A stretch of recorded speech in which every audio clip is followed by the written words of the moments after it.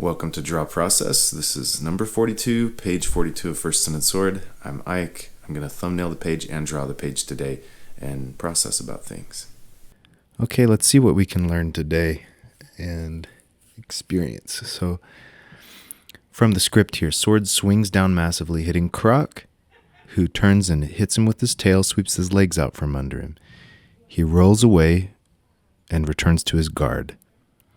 And the dragoness is watching, calls him a fool, so we can see she's having some tension about this. And then Sun sees a sword on the ground, the short sword that had been thrown into King Croc's back at the beginning of this fight, just before it started, is on the ground in front of Sun, and he can grab it. So I'm working with that script on the thumbnails. I'm trying to play with the way that I will be guided across the page, being very intentional with that, as I have been doing the last few pages.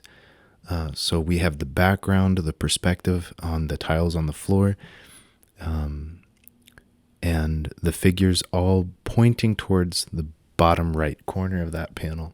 So it goes like left to right in a diagonal downward way. And then in the next panel, it'll go up and to the right. So it goes, down to the right and then up to the right, down to the right.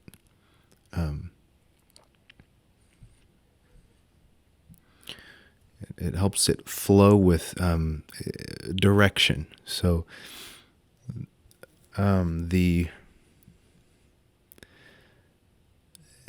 it's not only that the eye will be guided in this way, it's the way that the panels look next to each other is more complicated, more interesting. They vary from each other, but in relationship to each other, like notes on a scale or chords in a progression. They relate. So one, jumps downward, the next one jumps upward in the opposite angle. It varies it. At the same time, the figures are about the same size. The camera's moved a bit, but the figures are the same size, so that it's easy to track the action because this is all happening quickly. If it was a completely different shot, different angle, if the figures moved, like one's on the left, one's on the right, and then it changes, or there's an extreme close-up, any of that stuff will slow the reader down. So it isn't simply that adding extra panels does seem to slow down time, but also complicating things, but from panel to panel slows down time, and it'll speed up if it's very straightforward. So after I get to a dead end at the end of those 3 panels, I've got the direction of the shadow, creating a block that pushes down right into the Croc here and towards Sword. And then the lines on the floor kind of direct you toward the cut-in panel of the dragoness. You'll notice here I'm trying to figure out where to put this panel. At first I have it up high, and then I realize that it competes for where the eye should go next. That after that 3rd panel on the top, I want you to look at King Croc and Sword on the left. That panel comes first. But with the dragoness there, you might, it kind of blocks where your eye might go. So I shove that down in a minute. And the final panel here is Sun looking at the sword, the short sword that was dropped, and I wanted it to be very large in the panel, so I'm going with a real extreme perspective. It's very challenging, very low horizon, very extreme perspective, so that the sword is very large. I'm coming back with the Sharpie partly for your benefit so that you can see more clearly what those choices are that I made. And some of it helps me find the lines a little better before I move on, but really that's unnecessary. And even though it helps maybe for this video that you can see, I don't like to waste time like that. So in the future, maybe I won't take this extra step with the Sharpie, because it didn't really help. It's sort of, I had to redo this on the final page. So I should probably avoid that.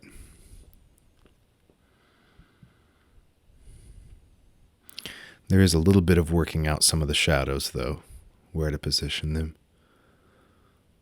by taking this step. So it wasn't a total waste. I'm sorry, I spoke out of turn there when I was talking about that panel on the right there of the dragoness, and how I moved it down. I realize now I didn't actually do that until the final page. In the thumbnail, I have that panel very close to the panel above it, and I felt like it was competing. And so I moved it down in the final page I did. And made a few other little changes that I felt helped with the flow. Okay, so there it is. The finished thumbnail kind of looks like a finished page. Makes me wonder, as I always do, how much simpler could I go? How much more efficient could I get in this? Because if it almost looks like a finished page, then why draw it again? Why do that? So always playing with that, always trying to figure that out. And I'm jumping right in. I'm looking at the thumbnail. I've got a pretty good idea of where things should be located, and getting the first initial sketches done. I'm using a lighter pencil so that I can go back over it with a pencil that's softer, bolder. It'll put more pencil on the paper, so that I can add some more details later without having to erase if I need to, erase less anyways. And so that I don't get tempted to put in too many details when the pencil is just so light it's not really adding them well. So still playing with that too, because by choosing a 5H to start with and then switching to an H so that I can add those details, it does keep me staying loose maybe at the start and keeps me from having to erase and redraw, which could be a good thing. But at the same time, I have to go back over it, or feel the need to go back over it to finalize some lines before I ink. And then I'm penciling twice after already penciling on the thumbnail. So there's little adjustments I see that I can make at every step of this process. It would be nice to be able to draw a page every single day so that I could, when I feel like I've got these little things I think of that I could fix, I could immediately try to apply them, immediately test the hypotheses and move on and improve. But where I'm at right now, I can do 1 page a week. And that does give me time to think about it and to keep in mind the things that I want to improve the next time.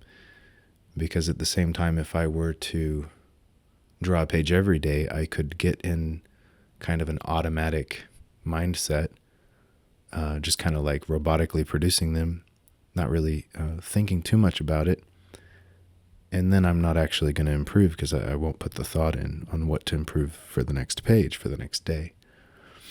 So, pros and cons to both, but this is the hand I'm dealt. This is how it is right now, and I'm able to make the most of it. It's not too bad.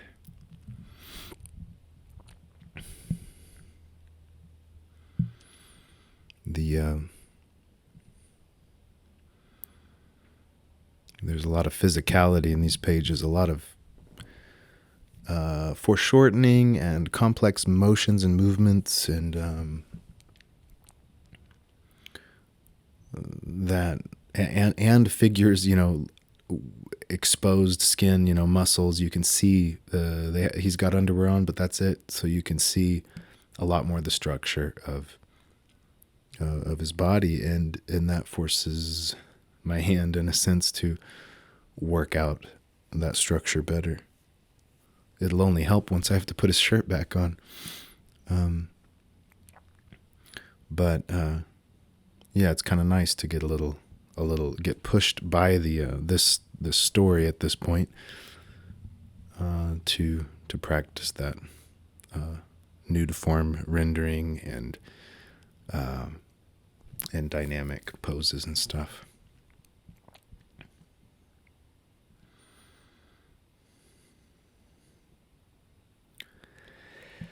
Let's see. And then things to process this week. I have been processing a lot about, it kind of relates to my therapy and then my personal life, about relationships and healthy attachment, secure attachment. Just how to do better. And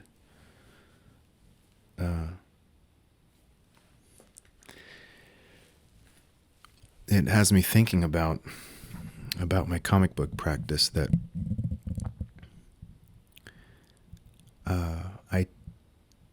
on this channel I often talk about connecting with other comic creators and the need for that, and staying connected and having support, and mindset stuff and daily practice stuff, and a lot of it is very intrinsic internal work with some social support component. But what I've been dealing with lately is has me thinking about the really relational aspect with the people in your personal life when it comes to your practice of your art. So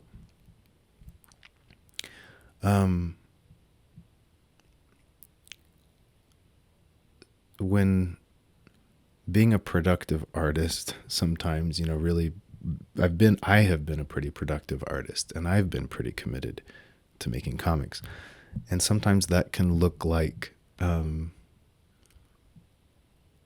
unhealthy. It can be taxing on your relationships and stuff.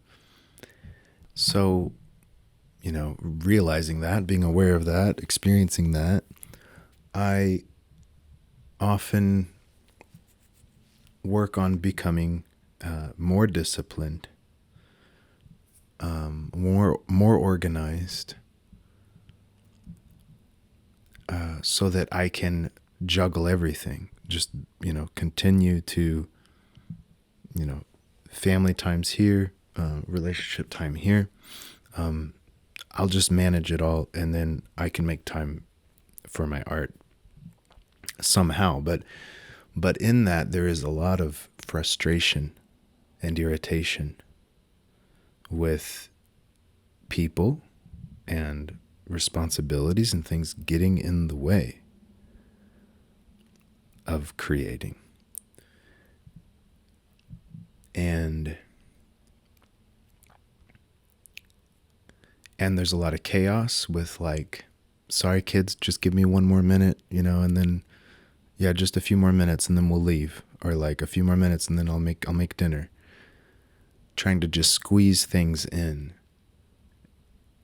when I can, and being kind of seeming more chaotic, more forgetful, just juggling so much it almost looks like ADHD with the way you end up living. And then being apologetic, I know, I'm sorry, I'm a little bit late, or hey, sorry, I can't, maybe we can hang out soon, but really I know I'm not going to make time for it because I can't fit it in and maintain the comic book practice. So being apologetic and chaotic and trying to juggle it all and getting frustrated and irritated and then feeling bad about yourself when you take it out on your kids or whatever. This is all part of the system, the way of operating in that way.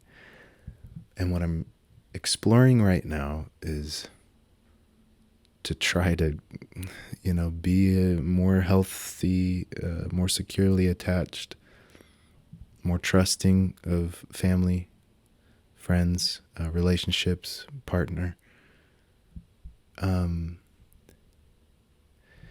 That I am a comic book artist. I can, I've through some inner work, maybe I can accept myself as such, not be doubting myself. But, and I know it's important to me, and I'm going to make it a big priority. But the shift would be that people in my life are not an obstacle, to that. It's not something I have to figure out completely by myself. Like, if it really is a priority to me, make it a priority, be forthcoming about that, don't apologize I can't meet. It's just like, no, I'm working, it's important, this is why, this is what I can offer you, or like let's figure this out together. When could we hang out? Here's what I could do, that would fit with my priorities. Like just the honestly being forthcoming and the problem solving together would be an improvement from just trying to say yes to everything, or maybe to everything. Yeah, and we're working with others to make time to make the art. Working out times that I can work, that everyone's okay with, and committing to that. Finding some peace, less chaos. Like, these things are going to help me maintain my practice long term and be in a healthy place. Have healthier relationships too, of course. But it even helps the practice if I can figure this out. Now, I'm kind of just like rambling here because I'm still trying to figure this out.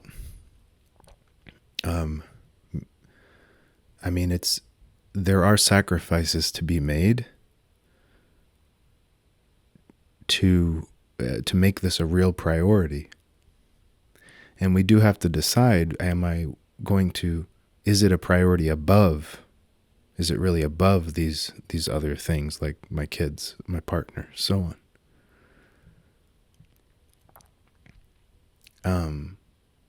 And maybe, maybe there can be an agreement. This is such a priority that it will not. It's my thing. It can't be touched. It's going to, it's going to keep that place. But like, that's going to create a lot of relationship problems or something. If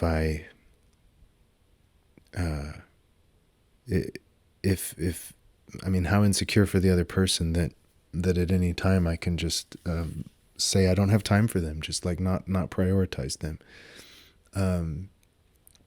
That's not going to work for them.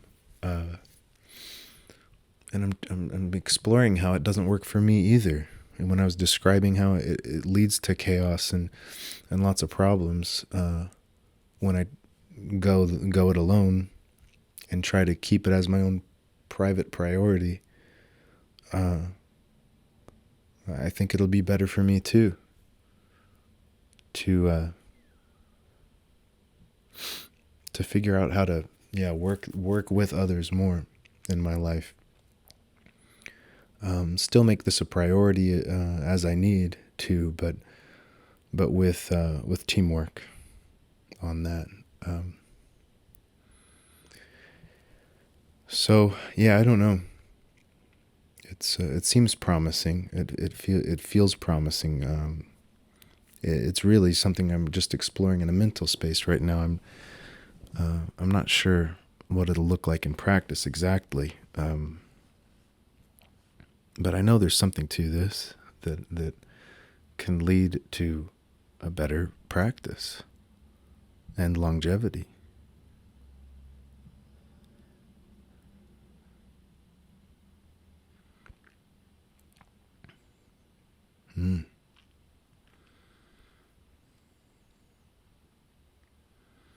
I wonder how much of this relates to burnout. When people experience burnout, how much of it is part of this pattern I was describing? It might be quite a bit. It's just kind of like the burning yourself out as you try to pursue and accomplish something with your art while juggling everything else and pretending it's all okay, and trying, in some sense, kind of pretending to make it all work, that it's not hurting your kids or your wife or whatever. And then, you get sick of yourself at some point, and that's burnout. You kind of burn out because you're sick of yourself, and the card tower tumbles down, right? So, yeah, that would not be so good.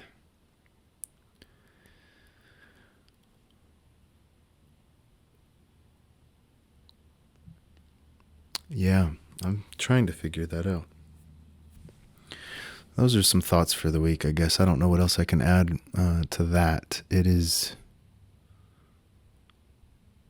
It's an interesting part, though, and I think it's important.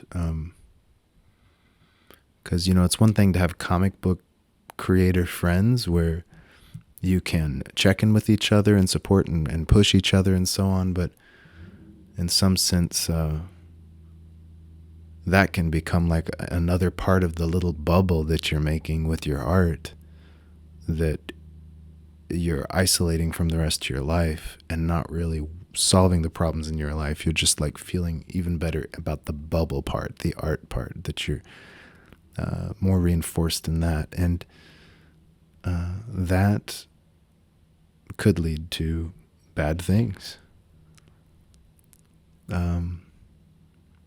Especially if you have a lot of connections and responsibilities with other people, then you've got to work those things out with them, and not just stay in your bubble. And of course, it's, you're still going to want to make your art. You're not going to give it up just because you decide to work with the people in your life more about it. That doesn't mean you're going to give it up. And then that's the fear, is that somehow if I try to work with the people in my life more on it, I'm going to be forced to give it up. And so I would rather just not talk about it and just do my own thing. And sometimes that doesn't work, especially if you're in a relationship, a partnership. You can't just do your own thing all the time anyways. Yeah. So there's that. I'm juggling the animation work right now. I can see myself getting better at that. I think that's nice. Like, I can see how it even helps with my comic book art. I'm getting better at doing digital work, digital line art, and manipulating objects and perspective and stuff digitally. Seems like good skills. And I can see how even my work on character design and backgrounds and stuff is improving since I started. So,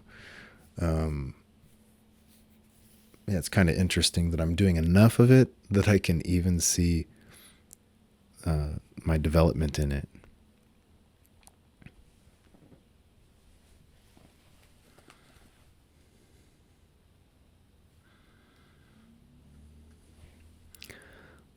The same way I've seen over this year, since starting this channel in November and making some new effort to maintain working on this comic and working on anatomy and sketching and stuff, I've seen improvements and changes in how I draw these pages. And it's the same with the animation, actually. Like, I can see improvements there.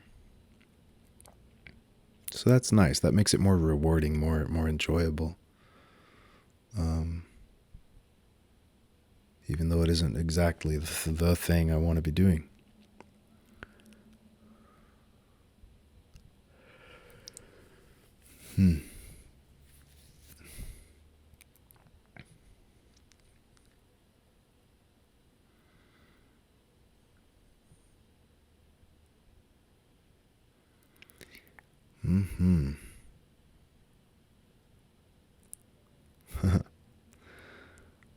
I'm thinking about, especially when I get close to the end of a comic and there's maybe 20 pages left in this thing. It's not that close at my rate. That's like 20 weeks, if not, if I don't do more than one per week. But feeling kind of close to the end of the project, and that's when I can get, be happy and excited in some ways, but also kind of getting bored of it. Like, and on some level, this is just a fun adventure story. Is it really that interesting? That, like, what could I do with stories that would push them to more interesting places? And like, maybe this one was not as far as I'd like to push that. And so, but I've got to finish it before I start the next thing. Those are the sort of thoughts that I have at this point.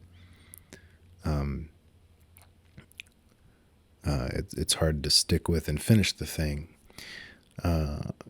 Now I can see how if I completely finished a script before I drew the comic, if I fully finished a story, not even just this issue, but let's say like 10 issues, like some big, huge story,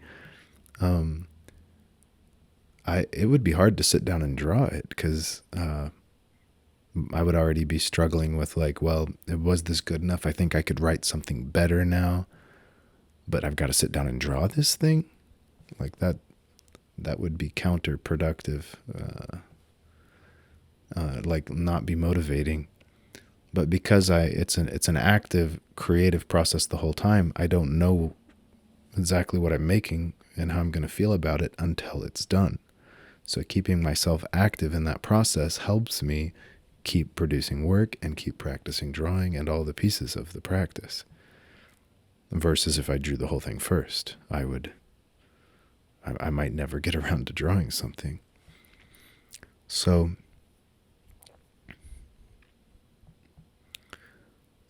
yeah, that seems like not a bad arrangement.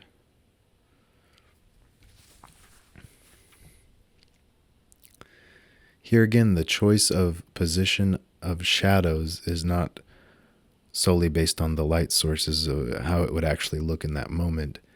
It is related to the composition of that panel and the page, the flow, how it'll flow to the next one, the shapes it'll make with the other panels.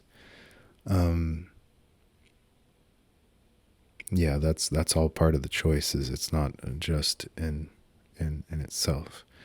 And again, I'm making a greater effort in that direction because after I got advice from Phil Hester about it, and I've been trying to keep developing that.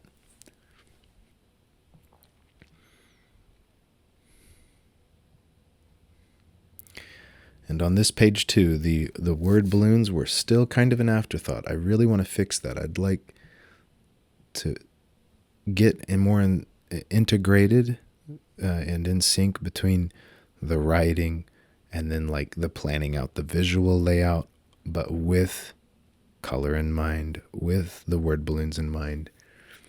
See like a thumbnail or a rough of the whole thing, and then like build that. Instead of it being kind of like separate pieces, the lettering, the coloring, the drawing, the writing. I wouldn't want to keep it all separate. And if I can do that, I think it will create a better finished product. It'll feel like a more consistent expression.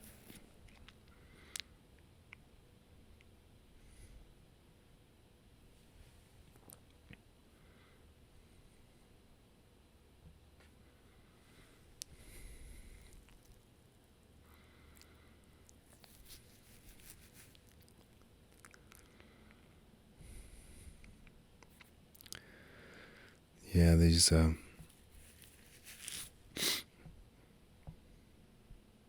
yeah, it's always interesting to see how much detail or complexity I'm going to add to the lines. I tend to have a very angular kind of style, but at the same time there's roundedness that I keep, I've been introducing more and more of. to the muscles and the forms, especially on sword. And then on the crocodile, it's like I can add, texture and scales, but those whatever the crests are, the spikes on its back, ridges, like I'm adding those, and it's like it's almost textural. It's like I just let my hand move, just zigzag up the spine, and I wouldn't have to do it that way, um, it it's interesting every time to decide how much of texture to add, lines and details, little marks on the floor that I add, or is the stone floor just going to be a flat, perfect grid, or am I going to put little lines and cracks in it, or rounded edges to the corners of each piece of stone? It's something I kind of have to make up as I go. And I'm thinking about how have I done it so far so that this will be consistent throughout the book, but also like, how do I want to do this in the future? How simple do I want to make this, or how much detail do I want to add?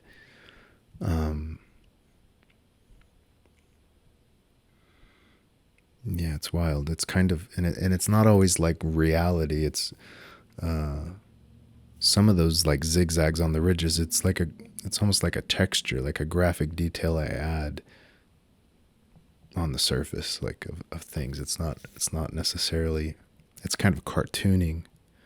Same thing with some of the shadows. So that's always interesting to see how that interplay like turns out, and how I can keep, making sense of that each time I draw, getting better at my storytelling, visual story telling.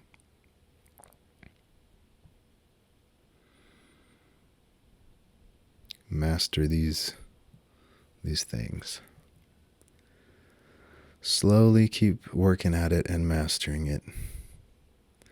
And that's what really is exciting to me, is like I'm slowly mastering it and getting to a place of such free expression to really express myself through this medium is going to become more and more clear. Like sitting at the piano and being able to really express yourself through it. You're not just trying to finish the song without a mistake, or just not mess up, whatever. You're expressing and kind of feeling very free on it. That's the best feeling that I've had sometimes in life, or strived for and gotten close to and experienced sometimes. Whether that was in some, playful activity, athletic activity, music, and art sometimes. So,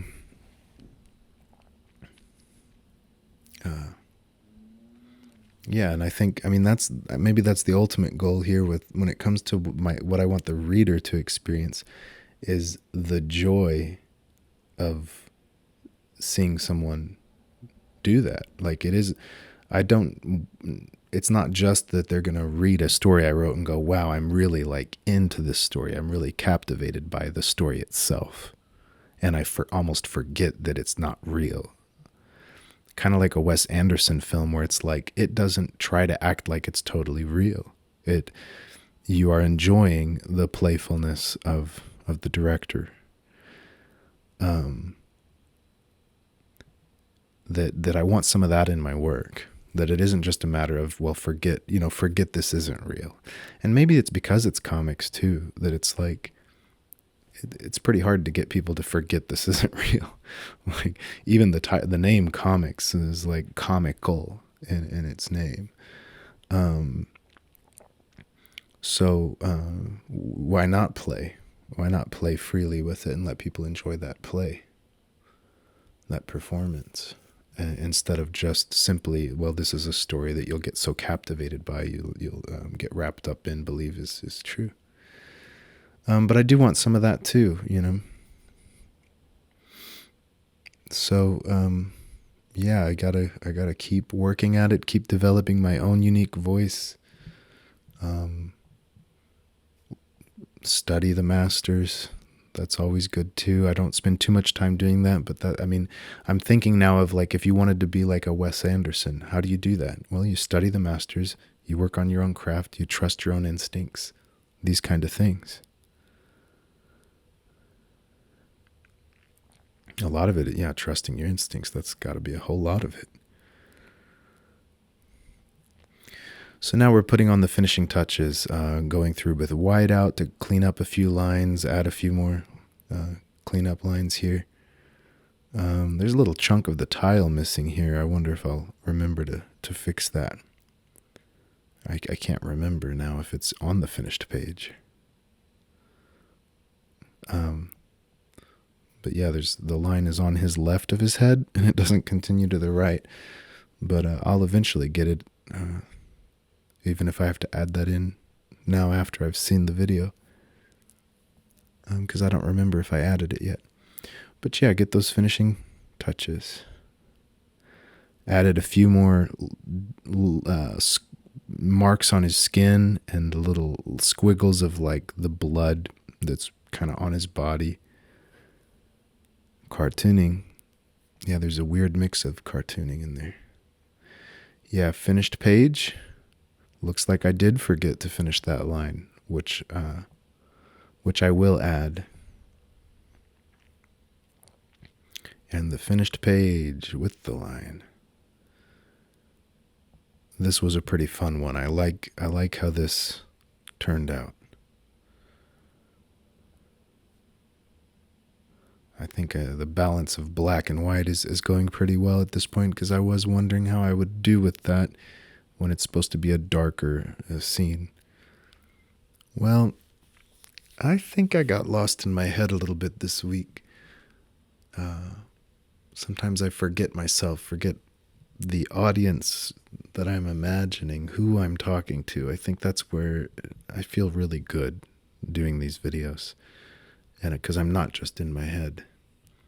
There's the idea of an artist that I have in mind, the kind of person that I'm talking to that is trying to be the practice of their art and encourage others to do the same, like I say every week.